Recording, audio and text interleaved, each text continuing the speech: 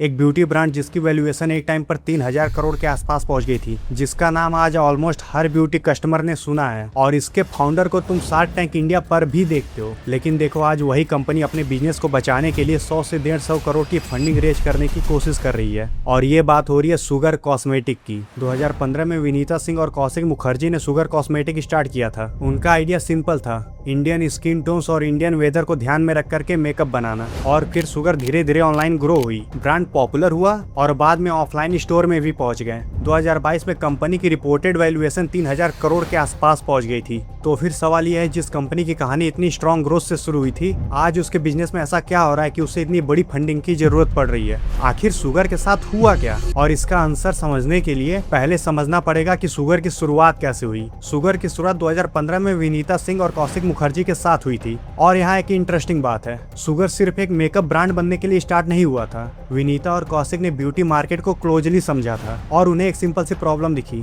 India में skin tones काफी अलग अलग है और वेदर भी काफी डिफरेंट है और मार्केट में अवेलेबल मेकअप प्रोडक्ट्स हर इंडियन कस्टमर के लिए परफेक्ट काम नहीं करता था। तो उन्होंने सोचा क्यों ना ऐसा मेकअप प्रोडक्ट बनाया जाए जो इंडियन स्किन और इंडियन वेदर को ध्यान में रखकर डिजाइन हो। और यहीं से शुगर की पोजीशनिंग क्लियर हुई। प्रोडक्ट का प्राइस रफली 250 से 1200 के बीच रखा गया था। मतलब प्राइस इतना हाई नहीं रखा कि नॉर्मल कस्टमर अफोर्ड ना कर सके और प्रोडक्ट में प्रीमियम फील भी रहे। यानी शुगर एक ऐसे कस्टमर को टारगेट कर रही थी जो अच्छे मेकअप चाहते थे लेकिन उसके लिए बहुत ज्यादा पैसा नहीं देना चाहते थे। तो अब शुगर के पास एक क्लियर प्रॉब्लम थी, एक क्लियर कस्टमर था और एक क्लियर प्रोडक्ट पोजीशनिंग भी थी। लेकिन अब एक असली चैलेंज था कि इन प्रोडक्ट को ज्यादा कस्टमर तक कैसे पहुंचाया जाए। और यहीं से शुगर के ग्रोथ का असली फॉर्मूला शुरू होता है। तो अब शुगर के पास प्रोडक्ट भी था, पोजीशनिंग भी थी, लेकिन अब असली कीमत कस्टमर तक पहुंचने का। लेकिन शुगर ने यहाँ ऐसा डिसीजन लिया जिन्होंने ब्रांड को काफी तेजी से ग्रो किया। सबसे पहले शुगर ने माइक्रो और नैनो इन्फ्लुएंसर के साथ काम करना स्टार्ट किया। उस वक्त ये स्ट्रेटजी आज जितनी आम नहीं थी। बड़े सेलिब्रिटीज के कंपैरिजन में ये इन्फ्लुएंसर काफी अफोर्डेबल थे और उनकी अपने ऑडियंस के साथ कनेक्शन भी बहुत स्ट्रांग था। तो शुगर को एक साथ रीच भी मिल रही थी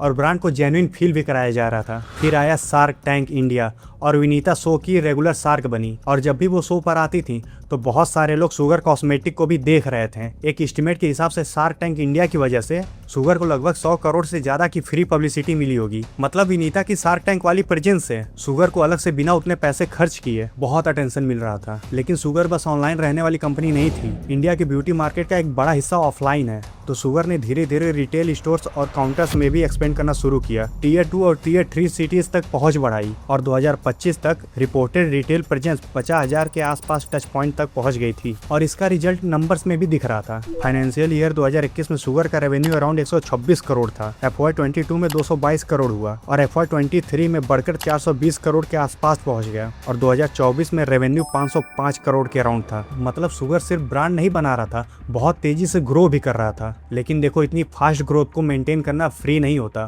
तो अब सवाल यह, शुगर के ग्रोथ के लिए कितने पैसे एडवर्टीजमेंट पर लग रहे थे और यहीं से एडवर्टाइजमेंट का नंबर काफी इंटरेस्टिंग हो जाता है। और जब FY25 के नंबर्स देखते हो तो एक इंटरेस्टिंग चीज सामने आती है। FY25 में शुगर ने सिर्फ एडवर्टाइजिंग और सेल्फ प्रमोशन पर अराउंड 162 करोड़ खर्च किए थे और उसी साल कंपनी का रेवेन्यू करीब 412 करोड़ था। मतलब सिंपल देखा जाए, कंपनी अपने रेवेन्यू का करीब 40 से 41% एडवर्टीजमेंट में खर्चा कर रही थी। अब ये नंबर देख के लग सकता है कि भाई 41% बहुत ज्यादा है, लेकिन क्या सच में ये 41% बहुत ज्यादा है? क्योंकि D2C ब्रांड में एडवर्टीजमेंट और मार्केटिंग पर काफी पैसा लगता है। ब्यूटी ब्रांड के लिए एक कॉमन बेंचमार्क रफली 8 से 15% के आसपास बताया जाता है। लेकिन ये नंबर हर कंपनी के लिए सेम नहीं होता। कंपनी कितनी बड़ी है, कितनी तेजी से ग्रो कर रहा है, किस स्टेज पर है, उसके हिसाब से ये बदल सकता है। तो सिर्फ शुगर का 41% देख कर ये कह देना कि एडवर्टाइजमेंट ही प्रॉब्लम थी, इतना सिंपल नहीं है। एक्चुअली शुगर को ग्रो करने के लिए एडवर्टीजमेंट की जरूरत थी। ब्रांड को नए कस्टमर चाहिए थे और नए कस्टमर तक पहुंचने के लिए मार्केटिंग करनी ही पड़ती है। प्रॉब्लम तब बनती है जब मार्केटिंग पर पैसा लगाने के बाद भी कस्टमर हर बार वापस नहीं आते और यहीं से शुगर का एक इंपॉर्टेंट नंबर सामने आता है। क्योंकि जो कस्टमर शुगर का प्रोडक्ट एक बार खरीद रहा था, क्या वो दोबारा खरीदने वापस आ रहा था? और यहीं से इसके रिटेंशन नंबर को समझना इंपॉर्टेंट हो जाता है। अवेलेबल एनालिसिस के हिसाब से शुगर का एस्टिमेटेड रिपीट रेट 20 से 25% के आसपास था। मतलब अगर 100 कस्टमर शुगर के प्रोडक्ट खरीद रहे हैं तो रफली 20 से 25% लोग ही दोबारा खरीदने के लिए वापस आ रहे हैं। अब इसको एक सिंपल एग्जांपल से समझो। अगर एक कस्टमर को शुगर तक लाने में 1000 रुपए लग रहे हैं और वो पहली बार 600 से 700 का प्रोडक्ट खरीद रहा है, तो पहली परचेज से कंपनी का पूरा 1000 रुपए कवर नहीं होता।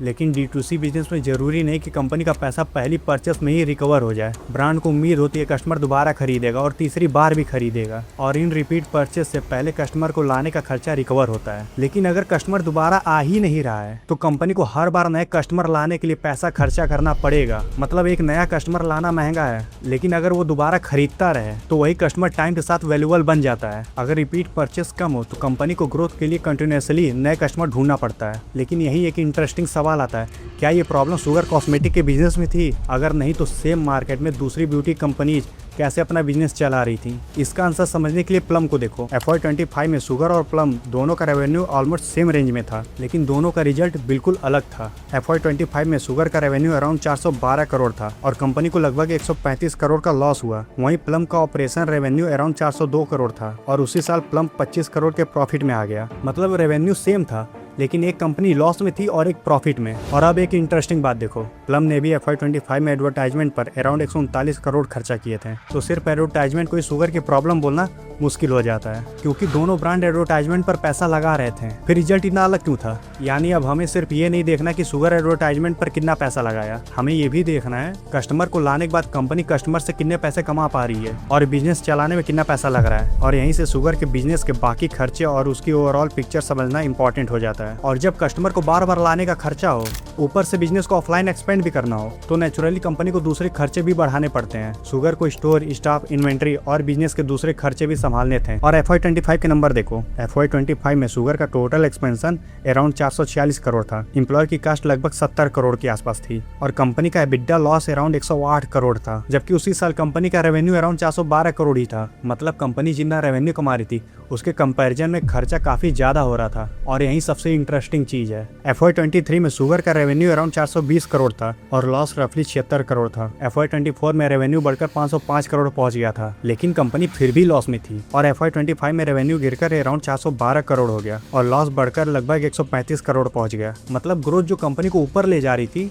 अब वही ग्रोथ प्रॉफिटेबल नहीं बन पा रही है। और बात सिर्फ प्रॉफिट और लॉस तक नहीं रुकी। 2022 में शुगर की वैल्यूएशन लगभग 3000 करोड़ थी, लेकिन अब जिस फंडिंग की बात हो रही है उसमें कंपनी की वैल्यूएशन 1400 से 1500 करोड़ के आसपास बताई जा रही है। मतलब कंपनी की वैल्यूएशन कुछ ही सालों में लगभग आधी रह गई। तो अब नंबर देखो, शुगर का रेवेन्यू एक पॉइंट पर 500 करोड़ के पार पहुंच गया था, लेकिन कंपनी फिर भी प्रॉफिटेबल नहीं बन पा रही थी और फिर रेवेन्यू भी नीचे आने लगा। तो असली प्रॉब्लम ये थी कि शुगर इतनी बड़ी ग्रोथ को प्रॉफिटेबल बिजनेस में कन्वर्ट क्यों नहीं कर पा रही थी। तो इसका आंसर समझने के लिए हमें पूरी स्टोरी को एक साथ जोड़ना होगा। पूरी स्टोरी को एक साथ देखो, शुगर ने एक रियल कस्टमर प्रॉब्लम सॉल्व किया, ब्रांड बनाया, ऑनलाइन ऑफलाइन एक्सपेंड किया और रेवेन्यू को 500 करोड़ के पार ले गए। लेकिन बड़ा बिजनेस बनाना और प्रॉफिटेबल बिजनेस बनाना दोनों अलग चीज है। शुगर के केस में कोई एक चीज प्रॉब्लम नहीं थी, कस्टमर को बार बार लाना था, उस कस्टमर से रिपीट परचेस चाहिए था और ऑफलाइन बिजनेस को भी चलाना था और इतने बड़े सेटअप का भी खर्चा मैनेज करना था। तो जब ये रेवेन्यू नीचे आया तो ये सारे प्रेशर क्लियरली दिखने लगे और यहीं से एक इंपॉर्टेंट बिजनेस लेसन मिला। सिर्फ सेल्स बढ़ाना इनफ नहीं है। अगर हर नए कस्टमर के साथ नया खर्चा बढ़ता जा रहा है लेकिन कस्टमर बार बार वापस नहीं आ रहा है तो कंपनी बड़ी जरूर हो सकती है, लेकिन प्रॉफिटेबल बनाना बहुत मुश्किल हो सकता है। शुगर की स्टोरी ग्रोथ और फेल होने की स्टोरी नहीं है, ये ग्रोथ और प्रॉफिट के बीच के गैप को समझने का बेस्ट एग्जांपल है। और ये सब मैं हमेशा तुम्हें सिंपल वर्ड्स में समझाता रहूंगा। तो कमेंट में अपना ओपिनियन जरूर देना, क्या तुम्हें लगता है कि फ्यूचर में शुगर कॉस्मेटिक कमबैक कर पाएगी और तुम्हें शुगर के प्रोडक्ट कैसे लगते हैं ये भी कमेंट में जरूर बताना। और अगर तुम्हें वीडियो हेल्पफुल लगी हो तो लाइक और सब्सक्राइब जरूर कर देना, क्योंकि तुम्हारे एक लाइक और सब्सक्राइब से मुझे ऐसे बिजनेस स्टोरी वीडियोज लाने के लिए मोटिवेट करता है।